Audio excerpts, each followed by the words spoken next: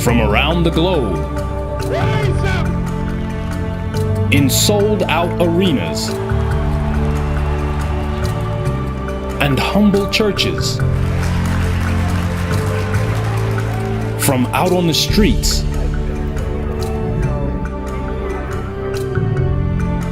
to your screen. And now, the time and what must be done. On this edition of Farrakhan Speaks. Greetings to you. I am Minister Louis Farrakhan, the national representative of the Honorable Elijah Muhammad, that great preacher of freedom, justice, and equality to the black man and woman of America and the Western Hemisphere, and to the aboriginal people of the earth, the eternal leader of the nation of Islam, and a warner to the government and people of the United States of America and to the nations of the earth. I'm grateful to Almighty God Allah for this opportunity to be with you once again on this broadcast. I thank the Twitter army and our social media friends for their great work in promoting and encouraging dialogue about the subjects we discuss each week. I thank the ministers, laborers, and followers who continue to engage the public in a beautiful manner. And although I promised in my last broadcast to talk about who made the promise to the children of Israel of a promised land, and where is that land that the children of Israel were promised, what America and the world is agonizing over at this moment has caused me to change my subject matter. Although, inshallah, I will try to answer the questions that I raised before the end of this broadcast. So our subject today on the 34th edition of The Time and What Must Be Done is America's errant foreign policy. What is the definition of errant? It means deviation from the regular or proper course, erring, straying. Erring means going astray, being in error or wrong. In previous broadcasts of The Time and What Must Be Done, in particular, Part 13 and 14, we shared and recounted America's misadventures and interventions in the affairs of other nations, seeking to murder or overthrow the leaders of those countries and replace them with leaders who were willing to do America's bidding. The United States Secretary of State, John Kerry, on this past Monday, August the 26th, held a press briefing in which he announced the Obama administration's conclusion and determination that the Syrian government used chemical weapons on innocent people. Based on America's history of false flag operations, great doubt exists as to the truth of whether the Syrian government is in fact responsible for the use of chemical weapons, or is America responsible through the use of her proxies? What would Syria have to gain by using chemical weapons to cause America to intervene militarily in her country as she is experiencing this terrible civil war?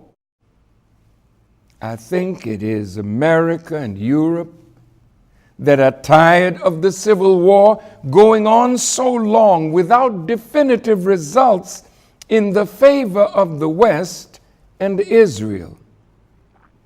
So it is today as it was with America's client state, Iraq, and Saddam Hussein in his war against Ayatollah or Imam Khomeini and Iran. America did not want Iran to be the victor in that war. America said a victory for Iran was totally unacceptable. So America turned a blind eye to Saddam Hussein's use of chemical weapons that America supplied him, not only killing soldiers, but innocent people for the benefit of others. America never raised a cry then about the use of these heinous weapons, because a victory for Iraq would be in the West's favor by destroying Iran, and a victory for Bashar al-Assad against all that America is doing against him would not be in America's favor or in the favor of Israel. So military intervention by America and a coalition of the willing to accomplish your objectives would be in your favor. And now that England has backed out and some of the coalition are not so willing, is it ego that's driving you to go it alone? Is it that you will be embarrassed if Assad stays in power? I wonder. An article from Russian TV news entitled "Selective Obscenity, U.S. Checkered Record on Chemical Weapons" reports on the history of America's record on the use of chemical weapons. In part, it reads, from 1962 to 1971, the U.S. military sprayed an estimated 20 million gallons of defoliants and herbicides over Vietnam, Laos, and Cambodia in a bid to deprive the Viet Cong of food and the natural cover of the jungles. The Vietnamese government estimates that 400,000 people were killed or maimed, and 500,000 children born with birth defects as a result of the so-called rainbow herbicides. A similar legacy was left by the deployment of white phosphorus and depleted uranium following the U.S. invasion of Iraq in 2003. In August the 25th, a 2013 Global Research article by David Swanson, Mr. Swanson interestingly entitles his writing "Lying About Syria and the Lying Liars Who Lie About Lying." Listen to what he had to say. U.S. prepares for possible retaliatory strike against Syria in a Los Angeles Times headline. In the article by Mr. Swanson, it reads, quote, "Threatening to attack Syria and moving ships into position to do it are significant, illegal, and immoral actions." So states the writer of the article. The president can claim not to have decided to push the button, but he can't pretend that all the preparations to do so just happen like the weather. According to the UN Charter, it reads, quote, "All members shall refrain in their international relations from the threat or use of force against the territorial integrity or political independence of any state or in any other manner inconsistent with the purposes of the United Nations. The UN Charter, like the American Constitution, is gradually being ripped to shreds so that there is no more international law and order, just the law and order of the powerful against the weak, both in the world and now in the United States of America. This article provides 10 reasons why America should not attack Syria. You can find the article available to you on our website, www.noi.org, at the time and what must be done. Mr. Swanson sums up his 10 points in this way. He writes, but guess what? The evidence suggests strongly that the latest chemical weapons claims are as phony as all the previous ones. Global Research News reported in an article June 15, 2013, about a deleted British Daily Mail online article titled U.S.-Backed Plan for Chemical Weapon Attack in Syria to be blamed on Assad. What did the British Daily Mail online article of January 29 say? Leaked emails, according to the Daily Mail, have allegedly proved that the White House gave the green light to chemical weapons attack in Syria that could be blamed on the Assad regime and in turn spur international military action in the devastated country. A report released on Monday, January 28, 2013, contains an email exchange between two senior officials at British-based contractor Britam Defense, where a scheme approved by Washington is outlined explaining that Qatar would fund rebel forces in Syria to use chemical weapons. Now, Barack Obama made it clear to Syrian President Bashar al-Assad in December of 2012 that the U.S. would not tolerate Syria using chemical weapons against its own people. Let me read this email that we have gotten from that newspaper. It's from David Goulding, and it's to Philip Doughty. It reads, Phil, we've got a new offer. It's about Syria again. Qataris propose an attractive deal and swear that the idea is approved by Washington.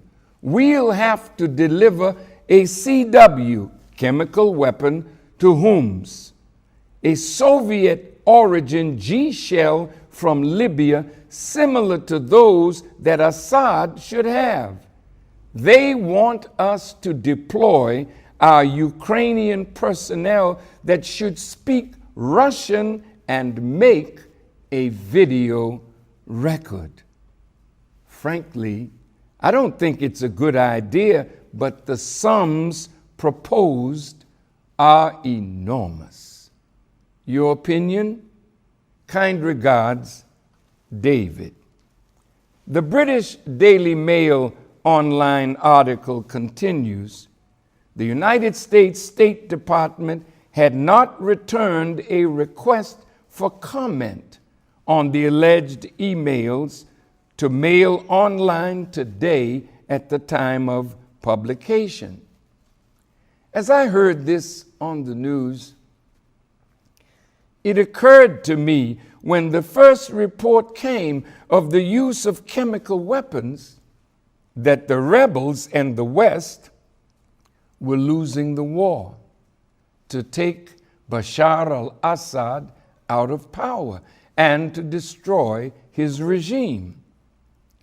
So the introduction of chemical weapons would force President Obama to do what he threatened Assad that he would do if such weapons were used. But there was such an outcry. Israel, who is not a dispassionate observer of this, are the ones that gave intelligence to the United States according to the British Guardian News. Israel told America that it was Assad's regime that was doing this, but the evidence was so overwhelming that it was in fact a lie. So that charge went unanswered, and the president was spared having to answer for his statement of crossing the red line by the use of chemical weapons. Now, months later, it comes up again, more devastating than the first time, and Israel again points the finger at the Assad regime. And even though weapons inspectors are there as this broadcast is being made, from the United Nations, Secretary General Ban Ki-moon said he was not there to decide who did it, but if chemical weapons were in fact used. So the Secretary General opens a door, and America says, regardless, we have the facts. We know it was Assad, so we're going ahead to punish him. So after the first alleged use of chemical weapons, the U.S. administration decided as a response to step up the type of weapons that they were giving to the rebels, which means America was already arming the Syrian rebels. This was not a civil war in which the people inside Syria were rising against their government alone. No, they were rising, but they were rising against their government with great help from the outside. So now we learn that fighters from all over the Middle East are now in Syria, armed by America through her proxies in Qatar and the United Emirates and other states. Here you will see a map of Syria. I want you to look here. You see red pyramids that represent gas fields and green pyramids that represent oil fields. And there is a line going from Iraq all the way to the Mediterranean Sea. Now, according to an article from Reader's Supported News by Mr. Carl Gibson on June 18, 2013, we gleaned from his article that the Kirkuk-Banayas pipeline, also known as Iraq-Turkey crude oil pipeline, was first brought online in 1952. It runs 600 miles from Kirkuk in northern Iraq to the Syrian town of Banayas on the Mediterranean Sea between Turkey and Lebanon. It was Iraq's largest crude oil export line until U.S. forces inadvertently destroyed it in 2003. Since then, they have tried to repair it, but it has not been able to operate at full capacity. Until America controls that area and opens up that pipeline, the major oil companies are not able to get full value out of all the blood and the money they spent to invade Iraq. Syria has at least 2.5 billion barrels of oil in its fields, making it the next largest Middle Eastern oil producer after Iraq. And new gas fields have recently been found, making it all the more desirable to the Western powers. So it is more than Assad being a cruel leader and a dictator that caused America to want him out.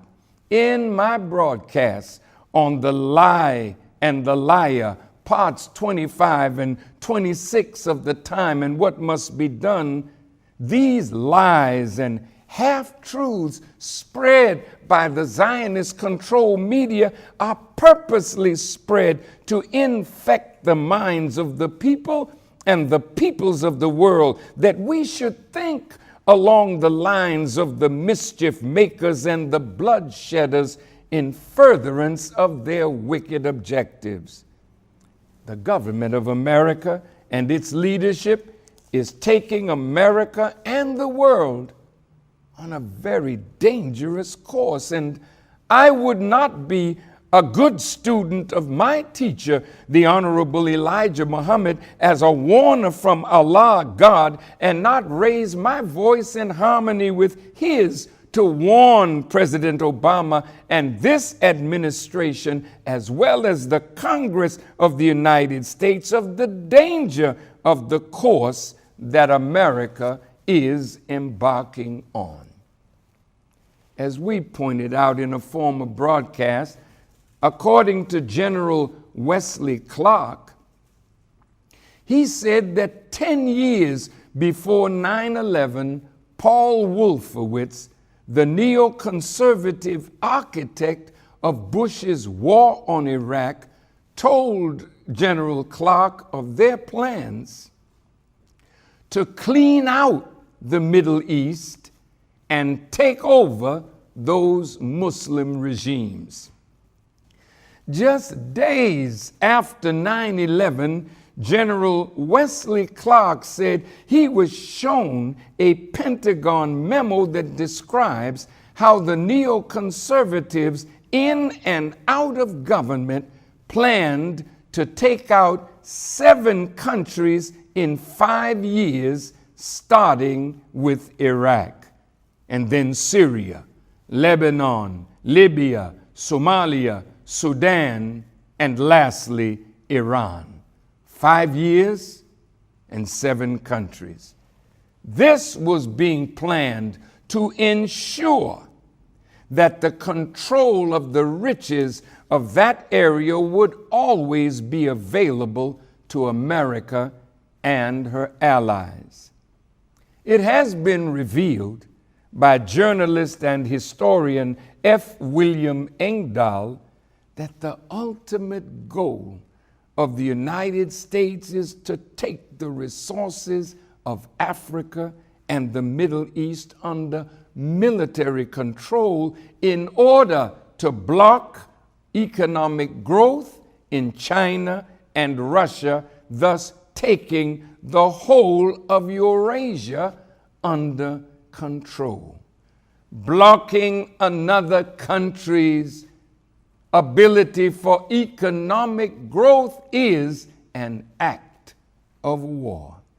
They want the vast wealth, and they want to militarize the oil sources in such places as Libya and the so-called Republic of South Sudan that are directly strategic to China's future economic growth, says Professor Engdahl.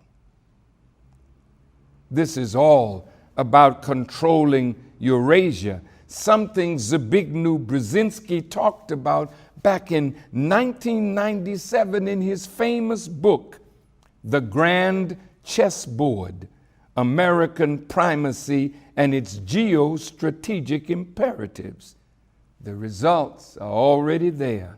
In Egypt and Tunisia, the democracy has already produced a weak economy, while Libya, the country with the highest living standards in all of Africa before the NATO bombings, today is in ruins.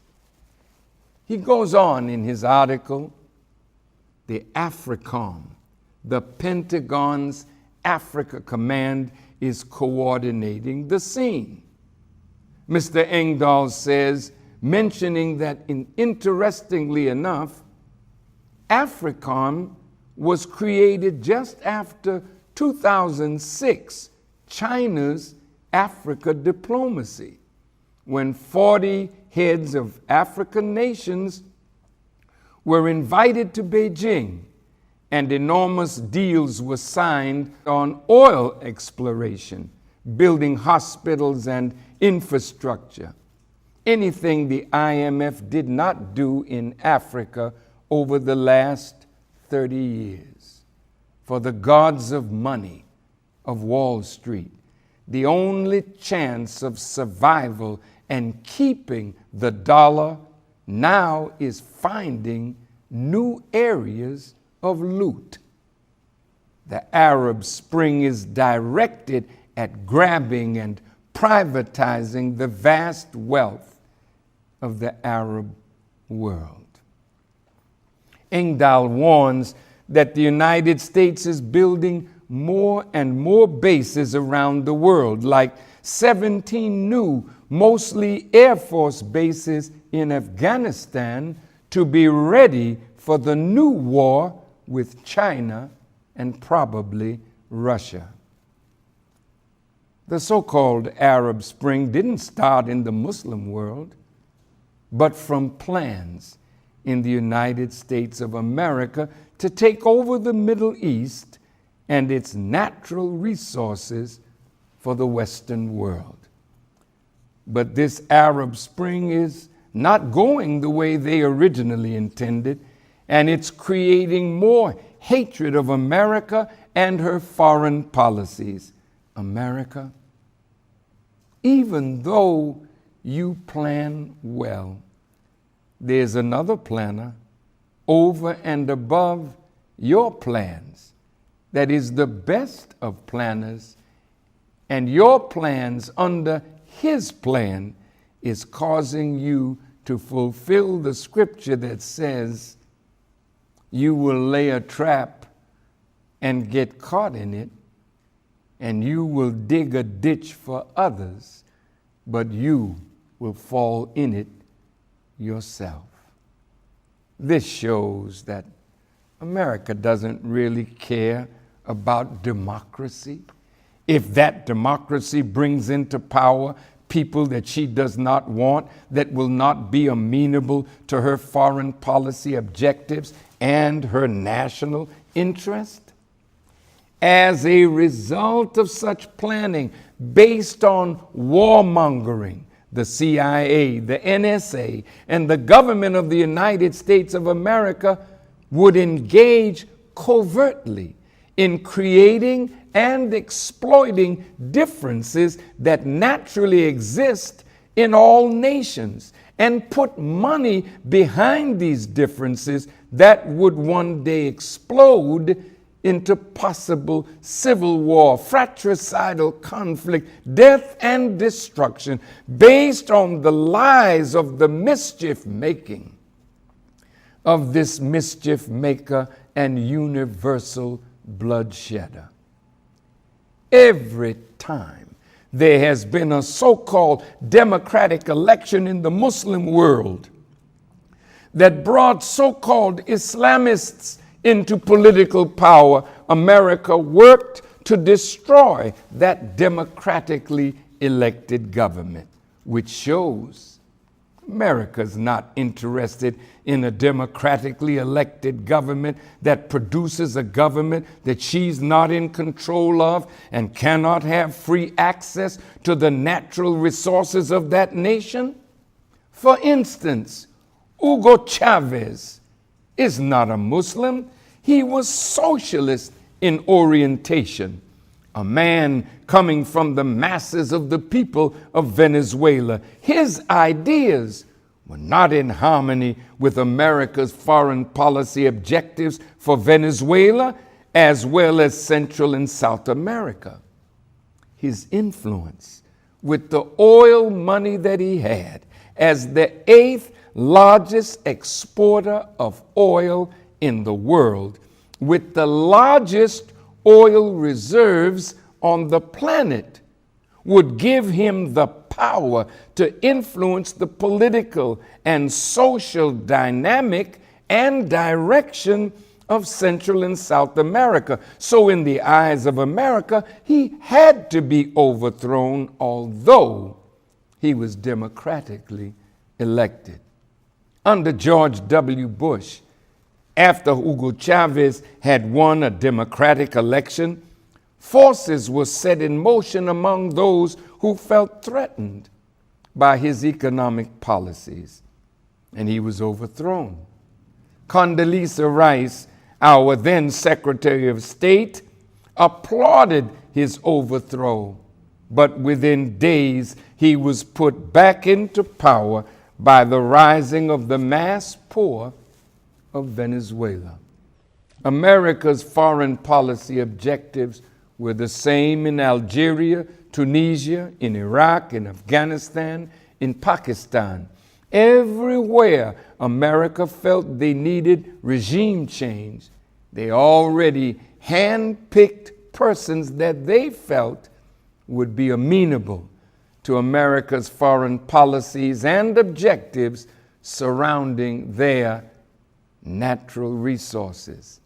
In Algeria, in 1992, Islamist forces rose to power through a democratic election, and the military rose up and overturned that election, and America's hand was involved. In Libya, Muammar Gaddafi, no matter what the world thought of him, was moving his country and Africa forward. Libya had, as a nation, no debt. How could this leader, with a philosophy that was not liked by the Western powers, guide a nation to be absolutely debt-free, yet building the economy of that nation, and at the same time helping Africa to come up out of the ashes of colonialism and neocolonialism? Gaddafi was overthrown. But in overthrowing him, America did not count on Islamic forces coming up that America had no control over. So now Libya is a lawless country that is in ruin. And this has brought blowback to America that America did not expect. So America lost an ambassador. America lost Americans in the bombing of the embassy in Benghazi. This should have been taken as a sign to you, America. Wise men heed signs, but it is only the foolish who are blinded by their desires, who are heedless to signs.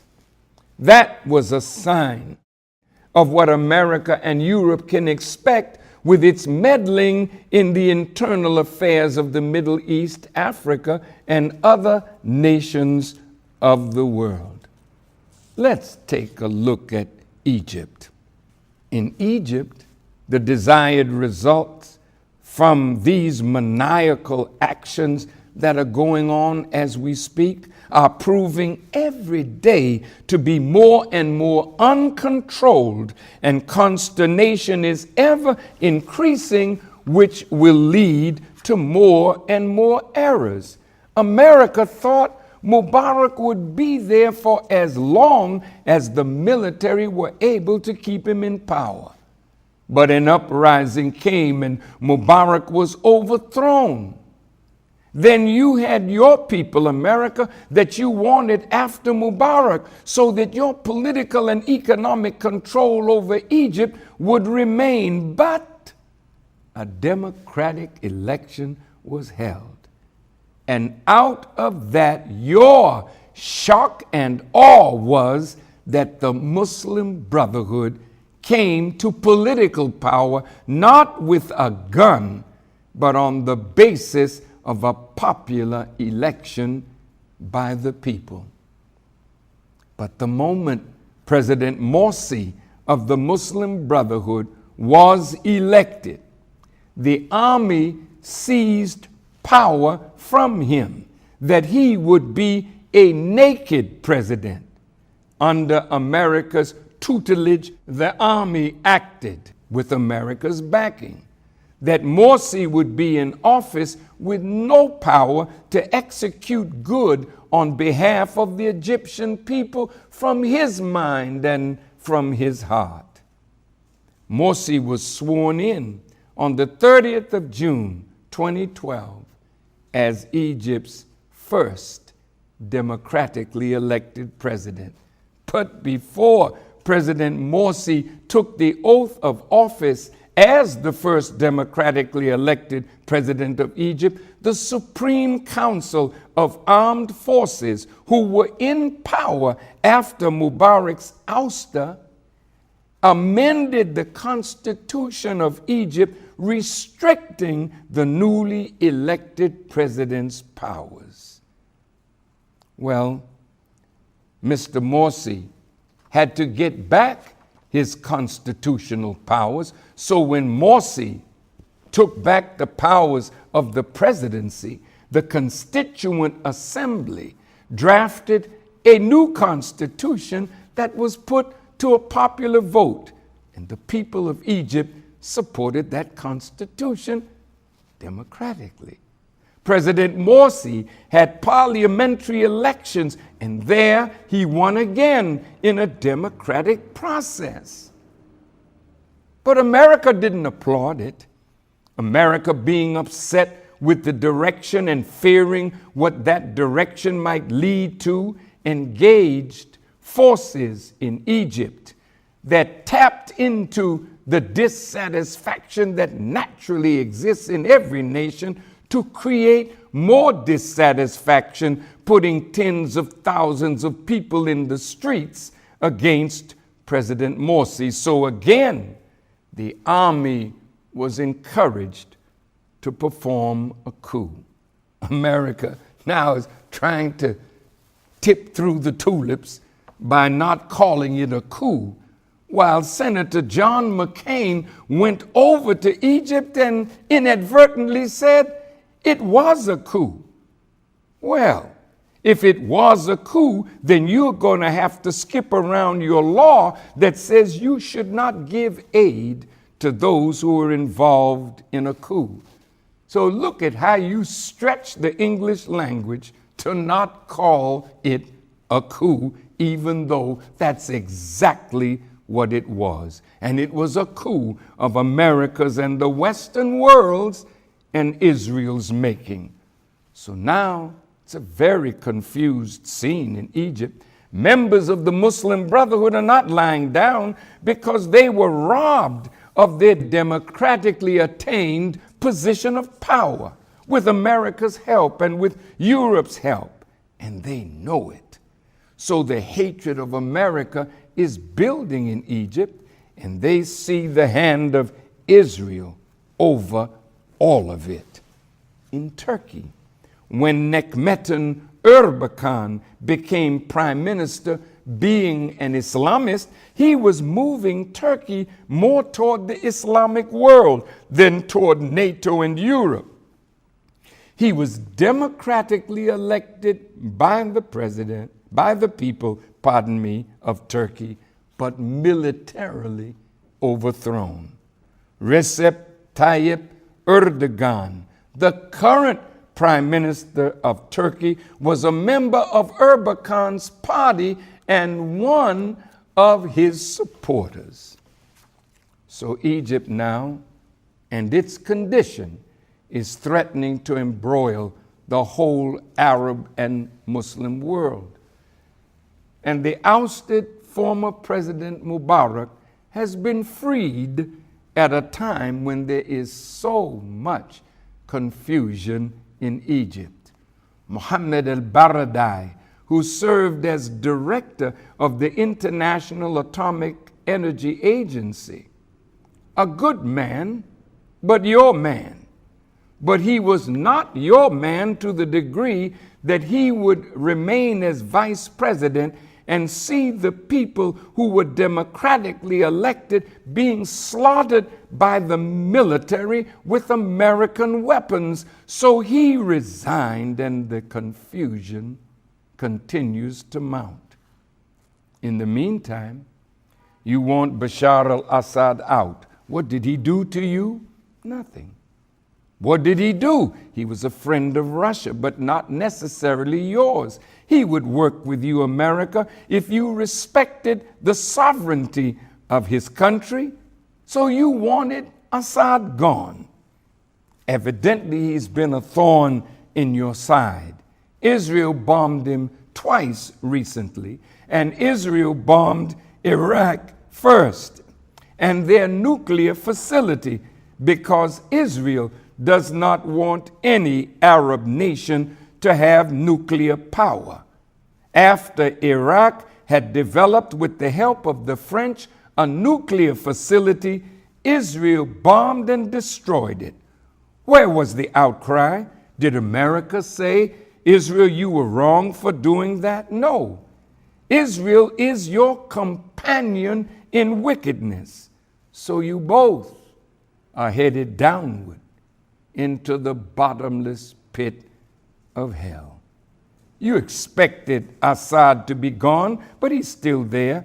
You said he should step down, but he didn't step down, and the rebellion became a civil war from an uprising. And you influenced Qatar, you influenced Saudi Arabia, you influenced the Arab Emirates, you influenced others to send fighters into Syria to get him out of power, but evidently they all are failing. That's a Syrian problem that should have been handled by the Syrian people, but you intervened, America, the mischief maker, the bloodshedder, the liar. So now, America, you back your proxies with weapons that you sold to the Middle Eastern countries. Well, I ask, is it in Syria's interest to push America into war with Syria? I don't think so. So may I respectfully say, Mr. President, your advisors don't seem to be your friends. Who advised you to say that the NSA was not spying on the common American citizen, and in less than a month it has been revealed that they were in fact doing the very thing that you said to the American people that they were not doing? Who advised you to say that there was no such thing as UFOs, and then a few weeks later it was admitted by the CIA that Area 51 in Roswell, Nevada is in fact a reality? What are they doing to you, Mr. President? In a few broadcasts from now, we'll deal with Roswell and Area 51 if it is the will of Allah. Mr. President, they're destroying you little by little, so that you become involved in the spider web of their lies and treachery, so that when in 2 years from now your presidency is over, what can you do with the remainder of your life after they have destroyed your potential for good? So now, since the president is not acting as his advisors and the neoconservatives want him to act, they inspired the rebels to use some form of gas. And immediately the propaganda machine of the Zionist controlled media goes into action to feed the American people the same kind of propaganda that led to America's involvement in Iraq and in Afghanistan. So the media is quick to say, Assad is killing his own people. You show these horrific pictures of dead men, women, and children, no doubt gassed. But who is at the root of it? Oh, you warmongers, let me hasten to tell you that you're getting yourself into a war that you would wish that you had never gotten into. You that love war, you will be forced to eat from the plate that you have delighted in serving to others. Well, here we are again, just as in Iraq, just as in Afghanistan, just as in Libya. The liars and their lies are now spreading to justify what America's policy has already been developed to do to Assad and Syria. So you want to tip the balance by using the very weapon that you say Assad is using. You inspire others to use it to justify pulling Obama and America into war. Did you think that you would do this and Russia would be quiet? She's already warned that if you do this, there would be catastrophic results if you bomb Syria. But you are blinded. You think you are more powerful than you are. So if you allow these liars, deceivers, and warmongers who lied to get America into war in Iraq to lie to you, Mr. President, again to get involved in Syria, when this explodes beyond anything that you have imagined, who will you blame for that? I know that you only want to do a limited bombing to punish Assad. That's what you say. That's what you think. But what will be the result after you do it? You'll be sending Tomahawk and Patriot missiles. But what will be the result after that? Yes. Well, this is how the West throughout history has done. You draw up borders throughout the Aboriginal world, and brothers end up fighting brothers over the question of who owns the land. The same in Syria, the same in Iraq, but the very division that you are inspiring for others is coming home to roost right here in America. What about Iran and the exposed plots of Israel killing Iranian scientists? According to the memorandum revealed by General Clark, you clearly have Iran in your sights as you continue to charge Iran with developing nuclear weapons despite the findings of the IAEA to the contrary. Just as you continue to lie about me, claiming that I am a hater and an anti-Semite, to turn the ear of the people of America and the world from hearing the truth of your wickedness, as you tumble the entire earth into the most devastating war in the history of the world. What contrivance will you bring to the people about me?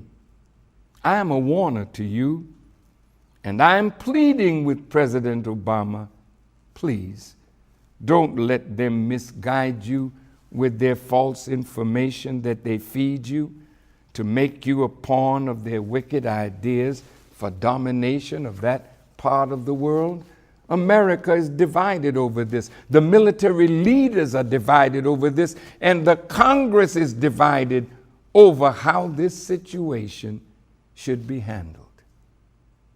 America, you're in trouble, and you can't see it because your heart is being hardened and your eyes are being blinded from the wicked desire that is already in your heart. This is definitely your desire, but your desire will be your own undoing if you will not heed what we are saying to you from Allah. Then I guarantee you your destruction is now entered across the threshold of the door of America. You cannot say you love the American people.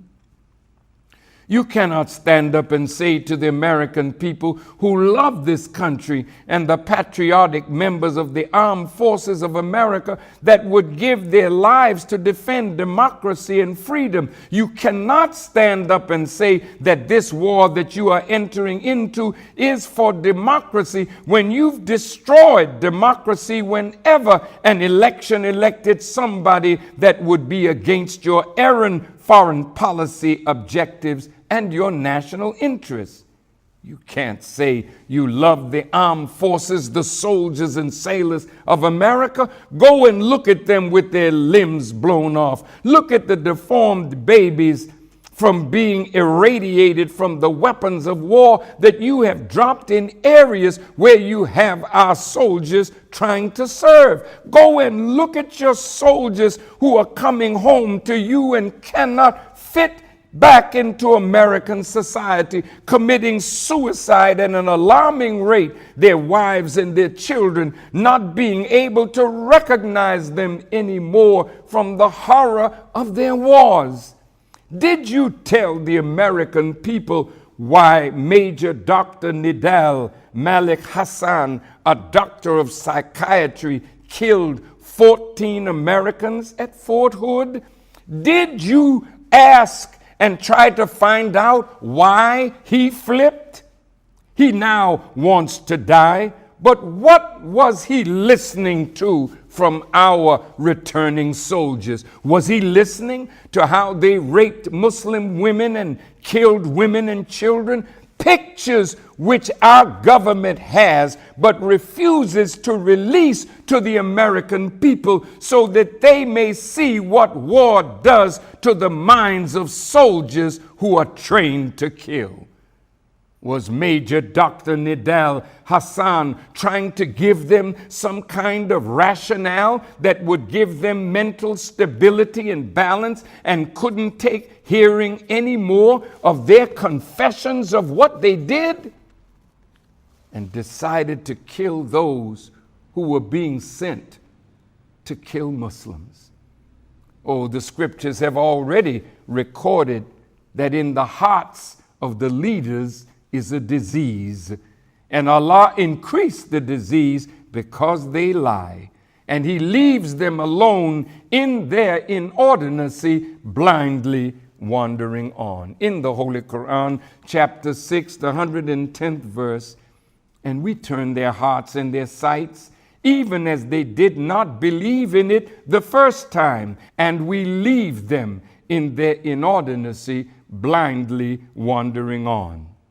In the 7th chapter, the 186th verse, whomsoever Allah leaves in error, there's no guide for him, and he leaves them alone in their inordinacy, blindly wandering on. I live in this country. This is my country. And as the Honorable Elijah Muhammad said to his followers, wherever he, meaning myself, tells you to go, go. And wherever he tells you to stay from, stay from. That's not just advice for his followers. That's advice for you, Mr. President.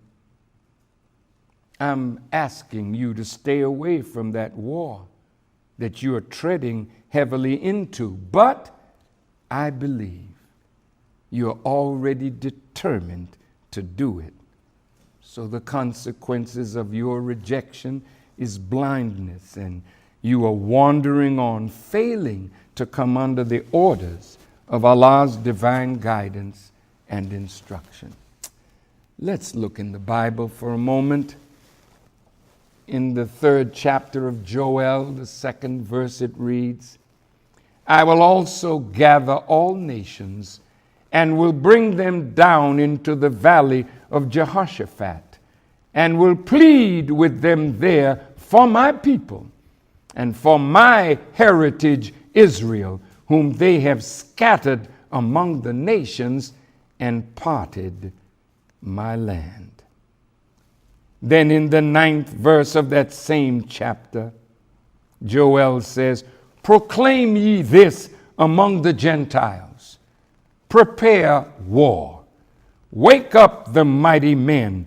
Let all the men of war draw near. Let them come up. Beat your plowshares into swords and your pruning hooks into spears.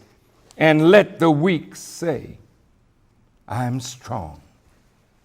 Well, America, you're out ahead of everybody, planning wars and manufacturing new and more deadly weapons, while the people of America continue to increase in suffering from unemployment, from poverty and want, and from a falling dollar, while at the same time you're increasing military spending. Look at your projected future, America.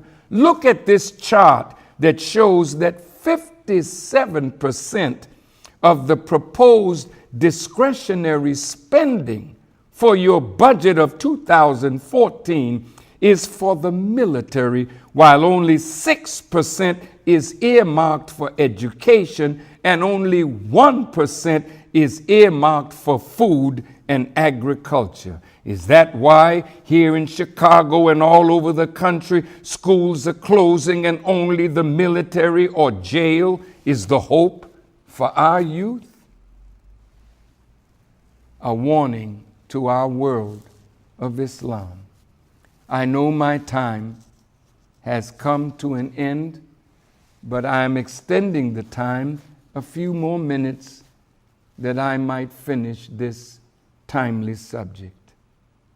A warning to our world of Islam. My dear brothers and sisters of the Islamic world, what you are doing under the guidance of America and Europe will cause the whole Middle East to be destroyed and possibly lead to the bombing of our holy city of Mecca. Whether you know it or not, the rightful place for the righteous will be bathed in blood as a purifying agent for the Mahdi and the Messiah to bring the real people of God back to their proper and rightful place in Mecca, in Medina, and the whole Muslim world. Last week, when I talked about how certain countries in the Muslim world were being used and how the Middle East is going to go up in flames, but if that happens, the whole Islamic world will come against America. Let me say that that whole area of Palestine and Egypt and Syria, the parts that the Jewish people call Greater Israel or Eretz Israel, that does not belong to you. Unfortunately, you will die there. But your blood and the Palestinian blood and Arab blood and the blood of others will purify that area for the real owners of the kingdom of God. The area we are referring to extends from the Nile River in Egypt to the Euphrates River in today's Iraq. It covers all or parts of today's Egypt, Saudi Arabia, Israel, Jordan, Palestine, Syria, and Lebanon. And we will be returning to our place, but it will be cleansed before we get there by the work that Allah is doing and permitting others to do. The Promised Land, I've been there. I've seen the Promised Land. And by Allah's grace, I will get there with you. Why did Prophet Muhammad say 3 generations after him would no longer be of him? What did Allah show him? Why did Prophet Muhammad say that he heard the footsteps of Bilal going into paradise before his own? What did Allah show him? Are you really deserving to be masters over the sacred house? Did you think that if you rebelled against Allah, that you were going to stay there forever? Allah promises that He will remove all disbelievers and hypocrites from the sacred lands, so that the real Messiah and the real Mahdi and the real people of God will return to the root of civilization for a brand new beginning for humanity and a brand new beginning of a new world of Islam. And this is why you are kissing a black stone, because it is not you whom you are kissing. The real owners of that land will one day be coming home. And Allah says He will take the kingdom from whom He pleases, and He will give it to whom He pleases. This is the promise of Allah. In the second surah, verse 212, it reads, "The life of this world is made to seem fair to those who disbelieve, and they mock those who believe. And those who keep their duty will be above them on the day of resurrection, and Allah gives to whom He pleases without measure. And that day of resurrection is now." I read a hadith. I don't know if it's a true hadith.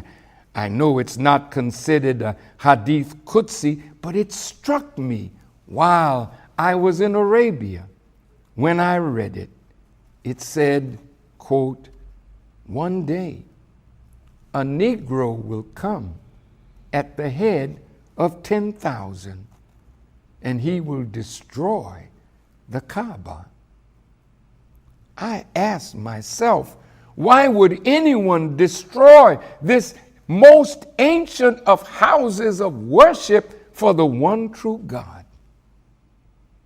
And the deeper I thought, I said it could be because that ancient house is a sign of something greater than itself. And when the sign has been fulfilled, then the sign need not be anymore. I read another hadith of the Prophet Muhammad, and it said to his followers, even if the person coming, his skin is like soot and his hair like dried raisins, if he comes with the wisdom of God, verifying what is with you, then you should follow him. Well, judgment starts first in the house of God. So the Holy Land, as we speak, is under divine judgment. And so, Nation of Islam, are we. The Honorable Elijah Muhammad wrote of the Nation of Islam in 1957. He said, quote, "At the present time, the Nation of Islam is honeycombed with these rotten characters, disbelievers and hypocrites, people who say that they believe, but they are only there to destroy the Nation of Islam as it was in 57. It is in 2013. But the Honorable Elijah Muhammad said then to his followers, be patient, for Allah promised that He will weed out His own kingdom in His own good time. So the Nation of Islam in the West, the weeding has now begun. In the 5th surah, the 67th verse, O messenger, deliver that which has been revealed to thee from thy Lord, and if thou do it not, thou hast not delivered his message, and Allah will protect you from men. Surely Allah guides not the disbelieving people. I am delivering that message, and I fear not, for Allah promises, if that message is delivered, surely He will protect us from men. So to Mecca and to us, remember the words of Allah that He would bring someone else in our place that would be humble toward the believer and mighty against the disbeliever. Is that verse referring to those presently in power in Arabia and in the Muslim world? Or is this referring to others that Allah is preparing to take their place? And to those in the nation of Islam in positions of leadership, is this referring to you? Is Allah preparing someone to take your place? In the 5th surah, the 54th verse, it reads, O you who believe, should any one of you turn back from his religion, then Allah will bring a people whom He loves and who love Him, humble toward the believers, mighty against the disbelievers, striving hard in Allah's way and not fearing the censure of any censurer. This is Allah's grace. He gives it to whom He pleases. And Allah is ample giving. You may see this as a cause to rise up against this little nation of Islam in the West. Some of you even say that we are not real Muslims. Allah knows best who the real Muslims are, and He will judge between us. So wait, for we too are waiting. Soon we all shall see. Last week as we ended, I asked who made the promise and where is the land? That land starts right here in America, but it ends right there in the Holy Land. Eretz Israel is not for you, present Israelis. It is for us, the true children of Israel. So Allah is going to use your blood to purify that area of the world for the Messiah to come back and bring back with Him the people of God's choice. For the Holy Land, Mecca in particular, will be the headquarters of the Mahdi and the Messiah. In our lessons, the best part is in Arabia at the holy city of Mecca, and the best part is for the best nation. In the Holy Quran, the 3rd chapter, the 110th verse, it reads, You are the best nation raised up for men. You enjoin good and forbid evil, and you believe in Allah. And if the people of the book had believed, it would have been better for them. Some of them are believers, but most of them are transgressors. Well, the best nation belongs on the best part of the planet Earth. Are you having gay parades in the Holy Land? Liars and thieves? Does apartheid exist in the Holy Land? And you dare to think you are the real people of God?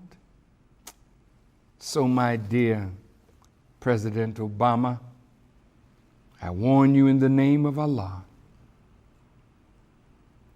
listening to liars and thieves and murderers, if you go along with them, you will be stained with the blood of all those that are dying from a lying mischief maker and bloodshedder. As a young man, they don't want you to have any influence, so they're gradually destroying you. Those that put you in office don't want you ever to be helpful to your people and others after your 4 years in your second term is up. So because of the consequences of your involvement, while at the same time America is being ravaged with fire and water, heat and hail and sleet and snow and rain and hurricanes and tornadoes and soon great earthquakes and other disasters of all kinds, I pray that Almighty God Allah, in the name of His Messiah, that you will listen and heed these warnings. So I thank you from the depth of my heart for listening. This was a hard lecture for me to give, but Allah laid it on my heart, and I give it to you to do with it and me as you please. So thank you for listening, and may Allah bless us all with the light of understanding as I greet you in peace, as I hope for Allah's peace, as I greet you with the greeting words of peace. As-Salaam Alaikum. Please log on again next week and every week this year for the time and what must be done. Tell your friends, tell your family. Log on to noi.org every Saturday, 6 p.m. Central Time for truth, guidance, and unequaled love from the national representative of the Most Honorable Elijah Muhammad and the Nation of Islam, the Honorable Minister Louis Farrakhan. Pass on the word every Saturday at 6 p.m. Central Time at noi.org. The time and what must be done. Remember, to have Minister Farrakhan answer your questions, tweet them to @LouisFarrakhan, #AskFarrakhan. And to add this message to your library or as a gift for someone you love, go to store.finalcall.com.